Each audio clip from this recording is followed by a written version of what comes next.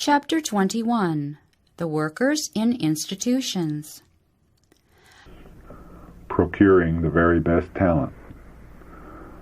From time to time I have felt urged by the Spirit of the Lord to bear a testimony to our brethren in regard to the necessity of procuring the very best talent to work in our various institutions and in the numerous other departments of our cause.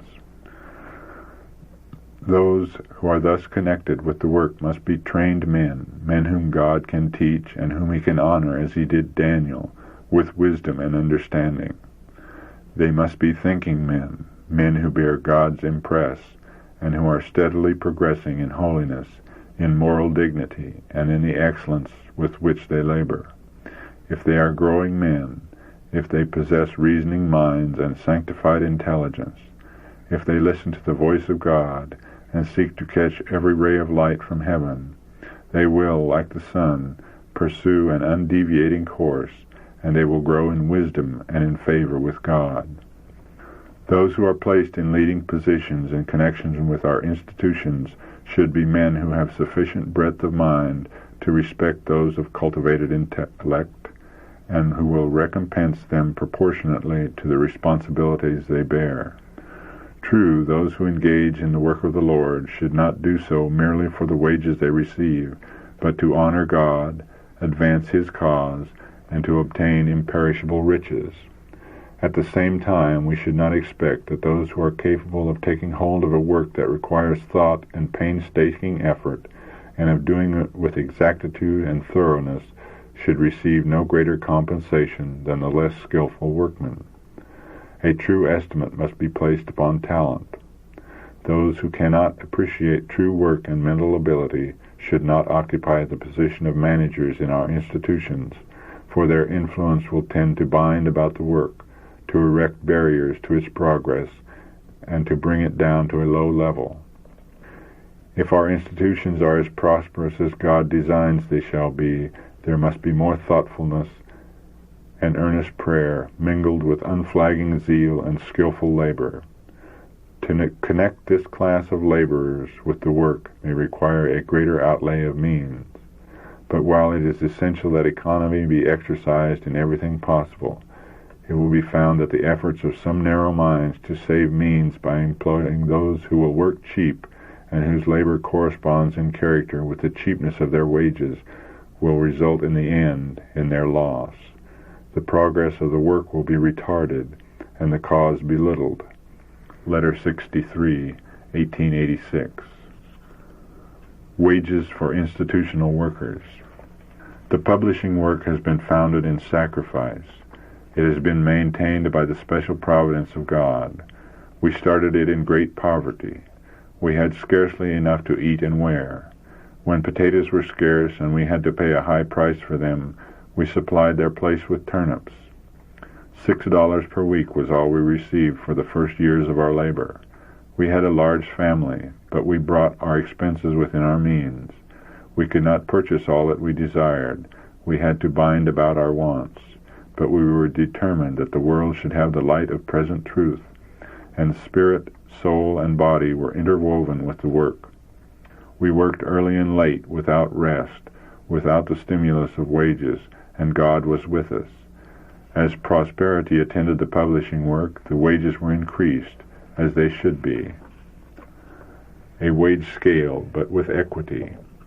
While I was in Switzerland, word came to me from Battle Creek that a plan had been formed by which none working in the office should receive more than $12 per week. I said, "This will not work.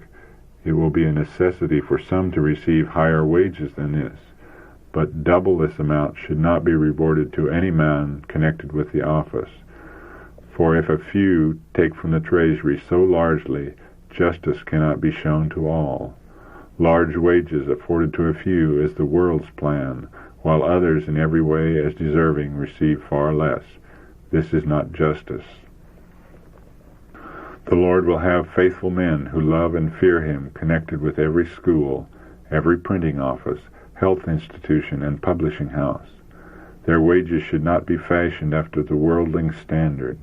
They should be, as far as possible, excellent judgment, exercised to keep up, not an aristocracy, but in equality, which is the law of heaven. All ye are brethren. Matthew 23, verse 8. A few should not demand large wages, and such wages should not be presented as an inducement to secure ability and talents. This is placing things on a worldly principle. The increase of wages brings with it a corresponding increase of selfishness, pride, display, self-gratification, and needless extravagance that the people who do their utmost to pay their tithes and present their offerings to God do not have. Poverty is seen in all their borders.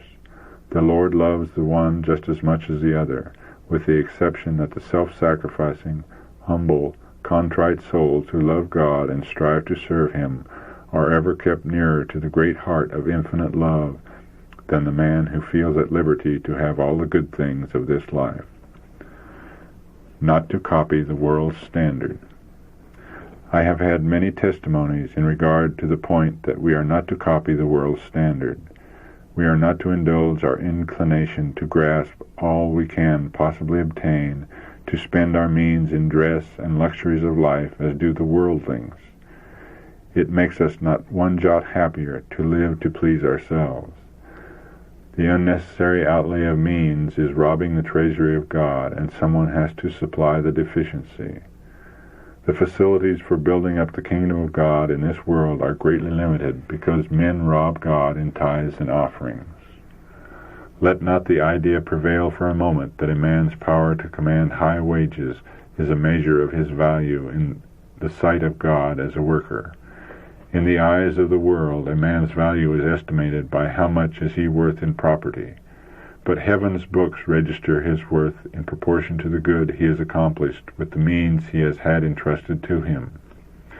In the fear and love of God, with his talents wholly sanctified to advance the glory of God, man can and will show his true value. Only when the reward is given to every man as his work shall be estimated in the judgment can it be known how much he has sent before him to heaven. For years my testimony has been borne against the meager sum paid to some of our ministers. Inquire, search into the books, and you will find that there has been very close dealing with some of our ministers. The auditing committee need to understand their business and have the mind of Christ. There are some men of narrow minds on this committee, men who have not a true idea of the self-denial and self-sacrifice required of the minister of God. They have no true estimate of what it means to leave home, wife, and children and become missionaries for God, to labor for souls as they that must give an account. A true minister of God will turn his whole life into a sacrifice. The warning at Salamanca. While at Salamanca, New York, in November 1890, there were presented to me many things. I was shown that there was coming into the office a spirit that God did not approve. While some accept large wages, there are others who have labored at their post faithfully for years, who receive very much less. I have been repeatedly shown that God's order is not to be broken down and the missionary spirit extinguished. I know there are those who practice much self-denial to pay their tithes and make offerings to the cause of God. Those who stand at the head of the work should take such a course that they can unblushingly say, "Come, let us act mutually in this work, which was commenced in sacrifice and is supported by continual self-denial." The people should not excel those who stand at the head of our institutions in practicing economy and binding about their wants. Manuscript 25A, 1891. A view of threatening dangers in 1890. I am alarmed at the outlook both for the sanitarium and the publishing house at Battle Creek and our institutions generally. A spirit has been manifesting itself and strengthening year by year in the institutions that is of an entirely different character from that which the Lord has revealed in His Word should characterize the physicians and workers connected with our health institutions and the work of publishing. The idea is entertained that the physicians at the sanitarium and men in responsible positions in the publishing house are not under obligations to be controlled by self-denying, self-sacrificing principles of Christianity. But this idea has its origin in the counsels of Satan.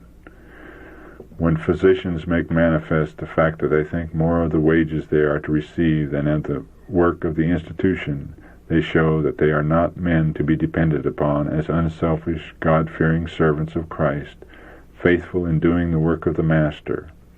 Men who are controlled by selfish desires should not remain connected with our institutions. God will require a return from men in proportion as they set a value upon themselves and their services, for they will be judged according to their deeds, and by no less a standard than they themselves have established. If they have accounted their talents of so great value, and placed a high estimate upon their abilities, they will be required to render service proportionate to their own estimate and demands. Oh, how few have any real acquaintance with the Father, or with his Son Jesus Christ. If they were imbued with the Spirit of Christ, they would work the works of Christ. Let this mind be in you, which was also in Christ Jesus. Philippians 2, verse 5. Talents belong to God. He who judgeth righteously has said, "Without me ye can do nothing." John 15, verse 5. All talents, great or small, have been entrusted to men by God to be employed in his service, and when men use their abilities simply for themselves and have no special care to work in harmony with those in medical practice who are of the same faith, they feel that they are inclined to judge these men by themselves. They do not seek to answer the prayer of Christ, that they may be as one as he is one with the Father. When they demand exorbitant prices for their services, God, the judge of all the earth, will hold them to the measure of their own overrated estimation, and require of them to the full extent of the value they put upon themselves. As they judge of their worth from a money point of view, God will judge of their works, comparing their services with their valuation of them. Unless converted, no one who thus overrates his ability will ever enter heaven, for his personal influence in the service of Christ will never balance the scale of his estimation of himself or of his demands for his service for others. He who is selfish and grasping, eager to take every dollar he can get from our institutions for his services, is binding about the work of God. Verily, he has his reward. He cannot be accounted worthy to be entrusted with the eternal heavenly reward in the mansions Christ has gone to prepare for those who deny self and take up the cross and follow him. The fitness of men to enter the blood-bought inheritance is tested during this probationary life. Those who have the spirit of self-sacrifice manifested in Christ, when he gave himself for the salvation of fallen men, are those who will drink of the cup and be baptized with the baptism, and they will share in the glory of the Redeemer. Letter 41, 1890. The Importance of Self-Denial. I was shown that the office of publication should not be conducted on the same principles as our other publishing houses, for it is to be something after the order of a training school. Everyone connected with it is to be a true missionary and work upon the same principles that brought it into existence. Self-denial should characterize all the workers. Self-denial should characterize the men employed in responsible positions in the office, and they should be an example to all the workers. The office was brought into existence through self-denial, and the same spirit should be manifested and maintained. The great object must be kept in view. This is missionary work, and those who have no missionary spirit should not continue in the work. Letter 5, 1892. A threat to all our institutions. Paul could see evils coming into the church, and he declared, "I am jealous over you with godly jealousy, for I have espoused you to one husband, that I may present you as a chaste virgin to Christ. But I fear, lest by any means, as the serpent beguiled Eve through his subtlety, so your minds should be corrupted from the simplicity that is in Christ." 2 Corinthians 11, verses 2 and 3. This is the evil which today threatens our schools, our institutions, our churches. Unless corrected, it will imperil the souls of many. One man will think that he should be greatly favored because he is doing a line of work which among unbelievers would command large wages. Becoming dissatisfied, he will sell himself to the highest bidder. For the safety of the principles that should control all who labor in our institutions, the Lord bids me to say to all who carry responsibilities, disconnect from all such without any delay, for this is the evil leaven of selfishness and covetousness. They are measuring themselves by themselves and comparing themselves among themselves. The worst thing you can do for them is to seek to retain them, even though they be editors or managers. God is not with such a man, and you cannot with any safety hold on to him. An atmosphere of unbelief surrounds his soul. The comparisons he has made have led him to double dealing. He says to himself, if such a one receives such a sum, I should receive just as much. He becomes wise above what is written in the law and appropriates means for his own use. Thus he robs the treasury. God looks upon this as he looked upon the sin of Achan. He sees that such men cannot give the right mold to the work. They cannot supply the necessities of those who are laboring in hard fields, who have to give part of their wages to the needs of these fields. God sees every such case, and he will pass judgment on those who thus measure themselves, selfishly taking care that they receive all that they think they should have. Manuscript 97, 1899. A characteristic feature of the work imperiled. In view of the large work that is to be done, our laborers should be willing to work for a reasonable wage. Even if you could obtain large wages, you should consider the example of Christ in coming to our world and living a life of self-denial. Just at this time it means very much what wages are demanded by the workers. If you require and receive a large wage, the door is thrown open for others to do the same. It was the demand for large wages among the workers at Battle Creek that helped to spoil the spirit of the work there.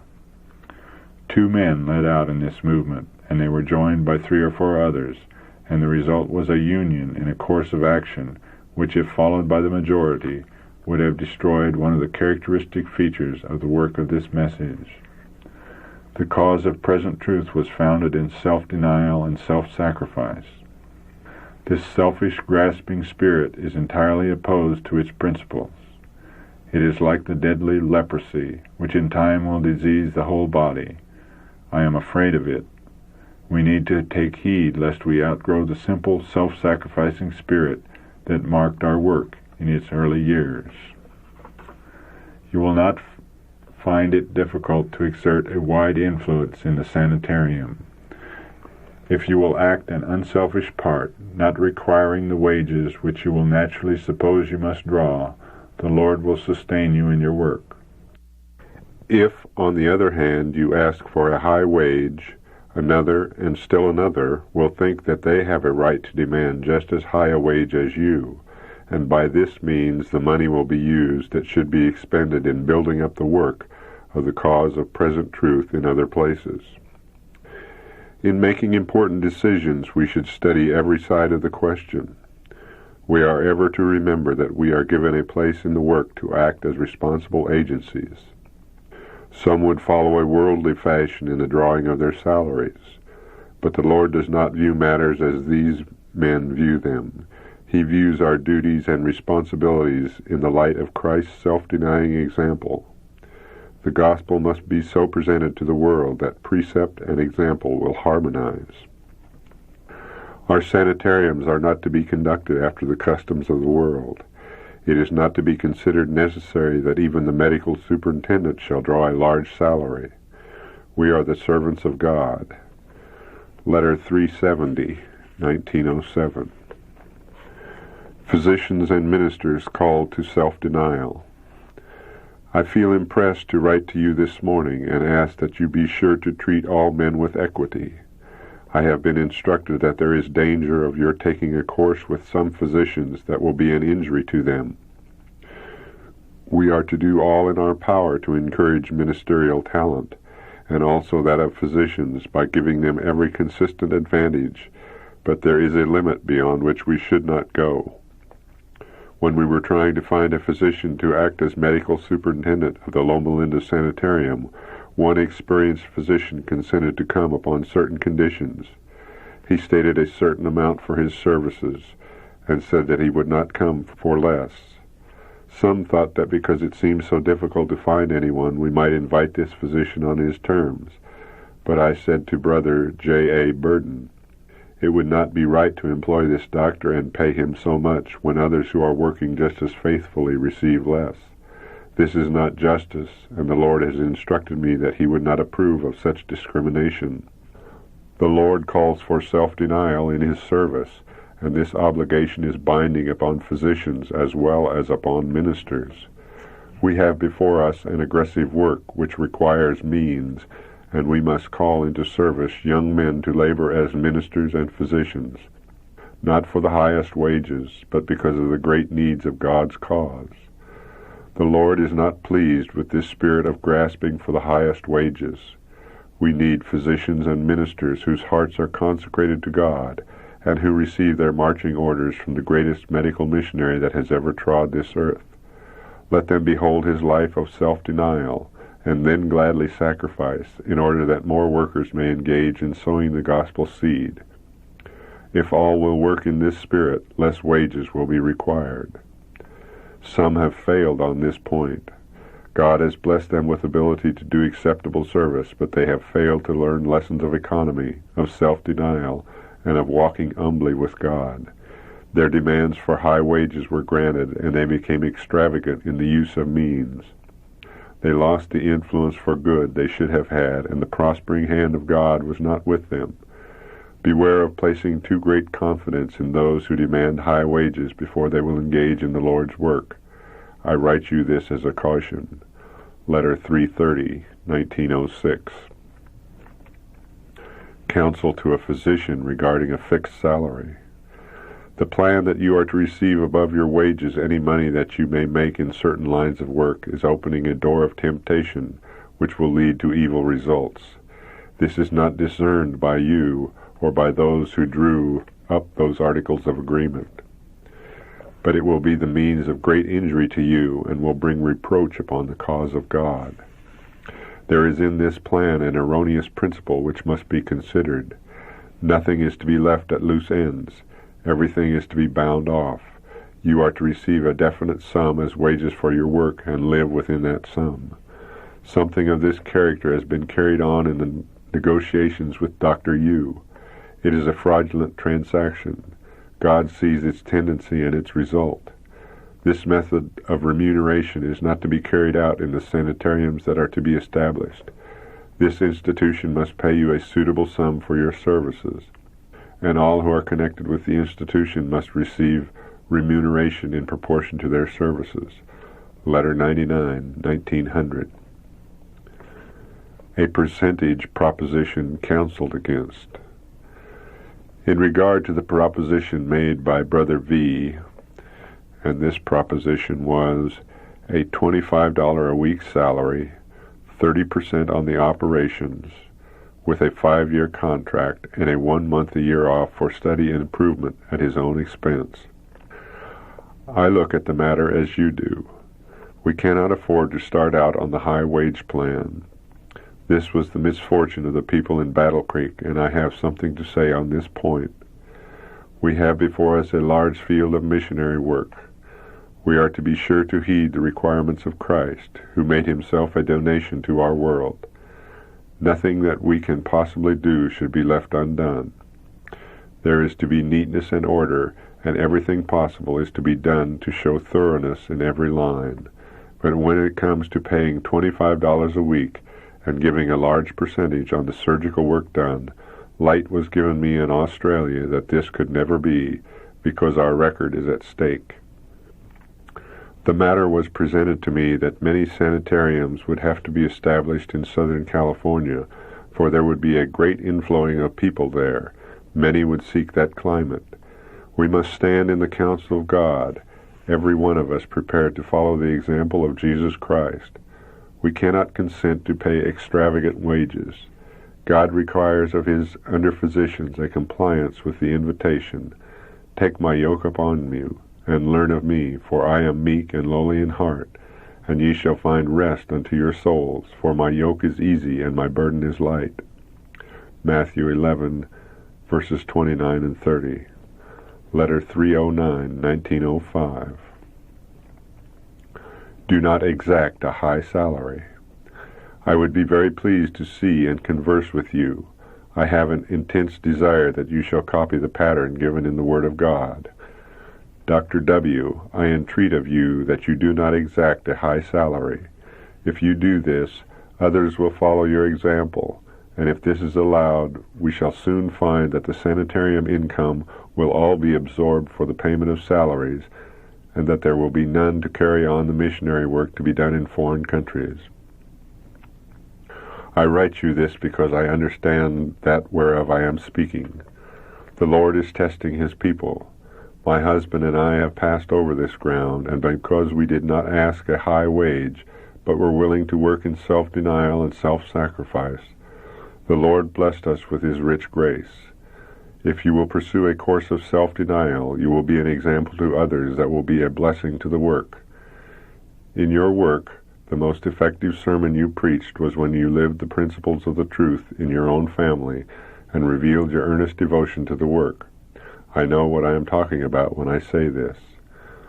There should be more equality between the wage of the minister and the physician than there has been.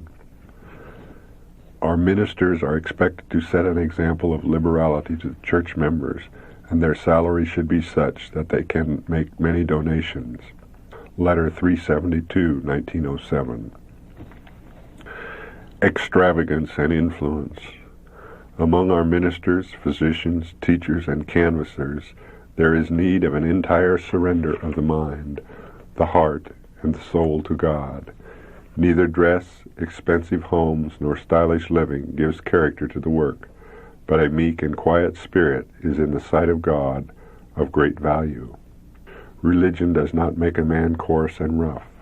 The true believer, realizing his own weakness, will guard himself at every point and place his whole confidence in God. True Christian godliness cannot be forced. It is the outflowing of an honest heart. God calls for minute men, praying men, practical men. Expensive outward show does not elevate men and women in the eyes of sensible people. It is not right for a physician to make an extravagant outlay of means and then charge exorbitant prices for performing small operations. God looks at all these matters in their true light. Manuscript 34, 1904. An important interview regarding physicians' wages. On the morning of December 4th, 1913, the leading brethren of the Pacific Union Conference conferred with Mrs. E.G. White at her Elms Haven home in regard to the remuneration of our sanitarium physicians.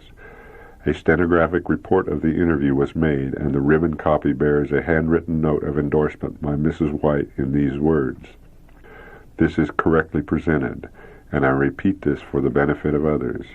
May the Lord help us and teach and guide us at every step in our difficulties." Essential portions of the report of this interview follow.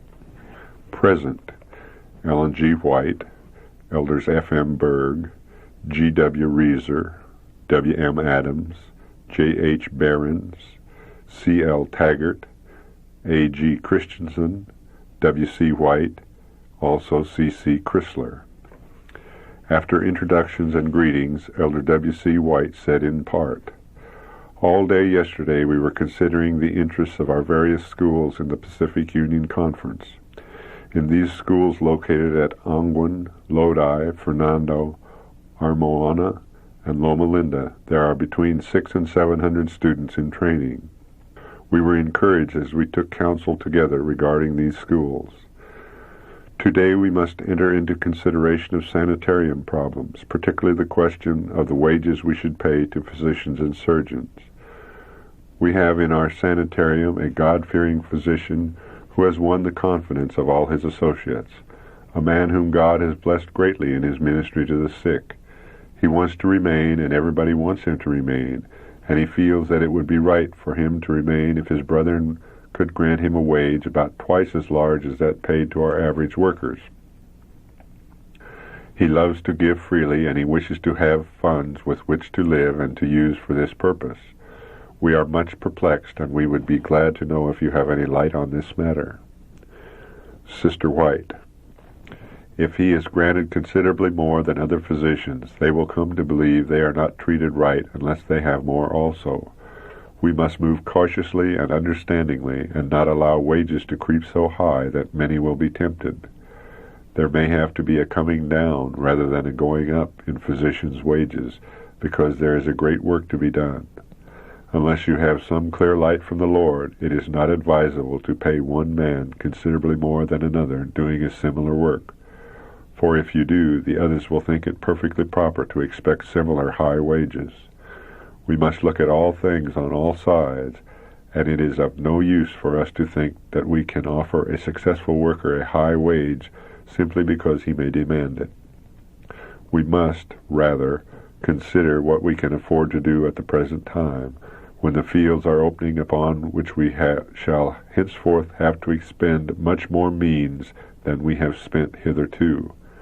These are matters that will test the faith of our people. W.C. White. They do test our faith, Mother, especially when a group of workers have labored with a man until they have learned to love him and admire him, and they believe that he can do better work than any other man. Then it is natural for them to think that it is wrong for the brethren to withhold from him that which he might use to advantage. They think, what is $1,000 or $1,500 extra when life is involved? They say, here is such and such a case that has just brought through, and there is another whose life he has saved, and they feel as if it would be awfully mean of us not to meet his requirements.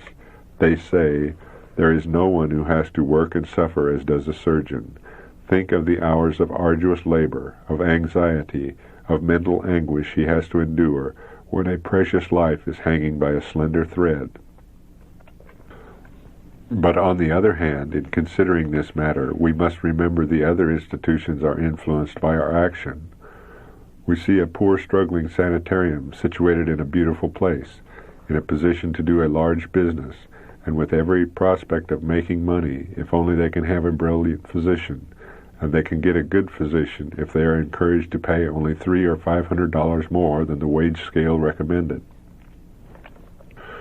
They say, if you will only let us pay a few $100s more than you have advised, we can gain $5,000 to cover this small additional expense for wages, and thus it seems, when we look at it from a business point of view.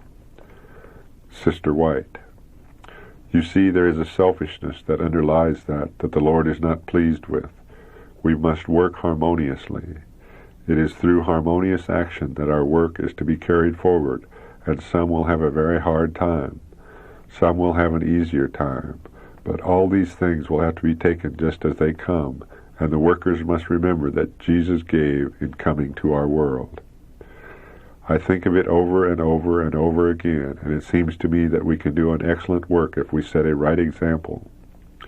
But if we desire that which the most of our brethren cannot receive, this injures our influence.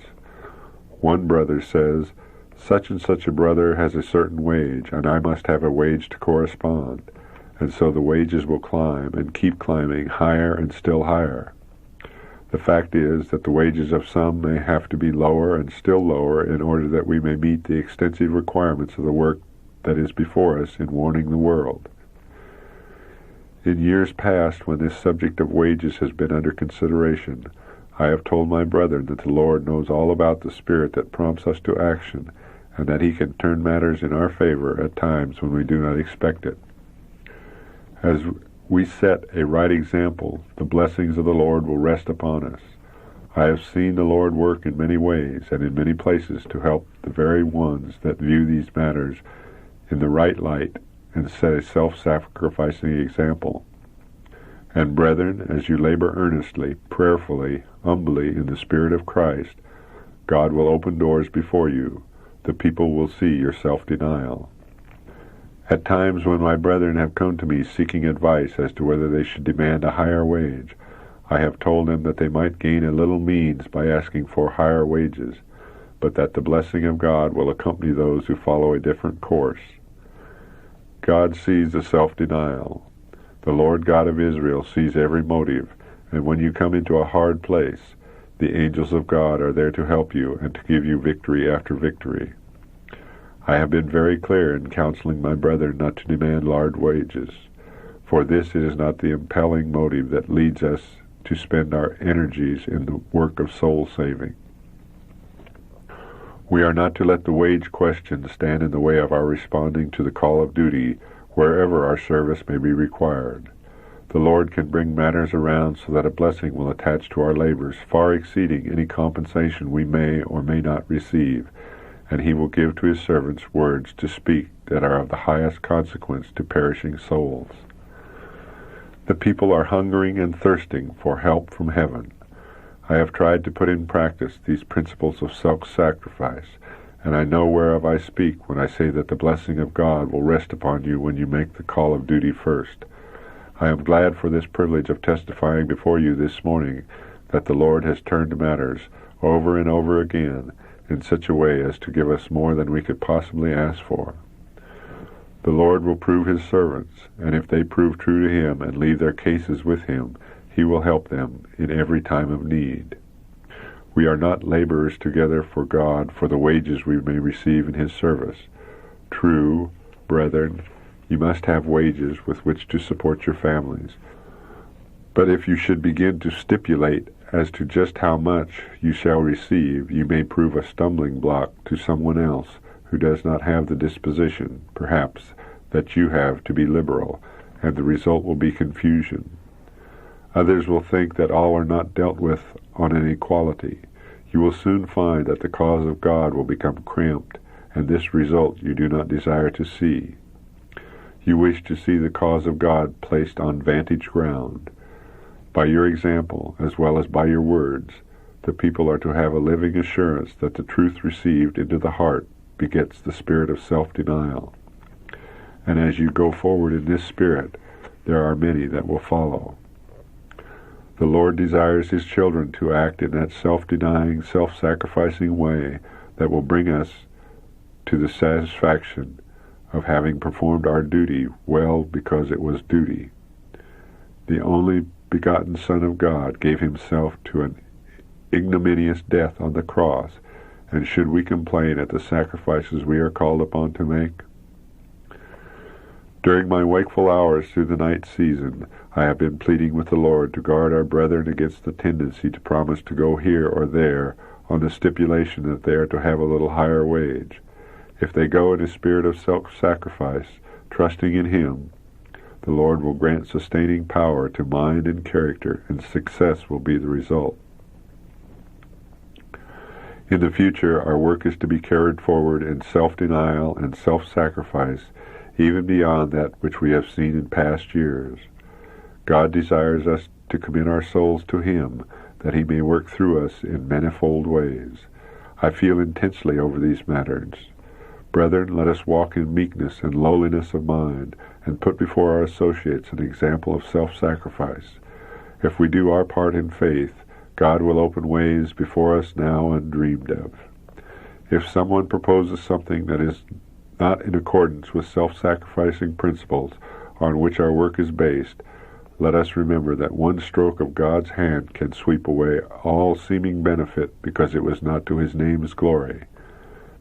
Manuscript 12, 1913. Meeting an emergency. If, when cramped for means, you let your competent workers go to set up business for themselves, you will in a short time wish you had them back. The question of finance can be managed nicely if all the workers will be willing, when there is a pressure for means, to accept less wages. This was the principle the Lord revealed to me to be brought into our publishing institutions. There will be plenty to do, and your work will need these very men. Should we not all be willing to restrict our wants at a time when money is so scarce?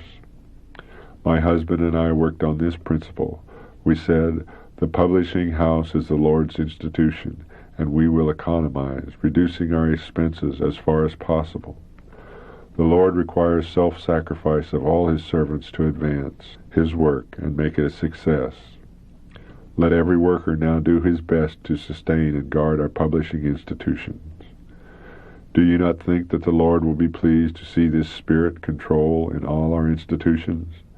We are to bring principle into the work. Jesus said, "If any man will come after me, let him deny himself and take up his cross daily and follow me." Luke 9, verse 23. Are we ready to follow Christ? Letter 25, 1896. Our institutions are to be entirely under the supervision of God. They were established in sacrifice, and only in sacrifice can their work be successfully carried forward. Letter 129, 1903.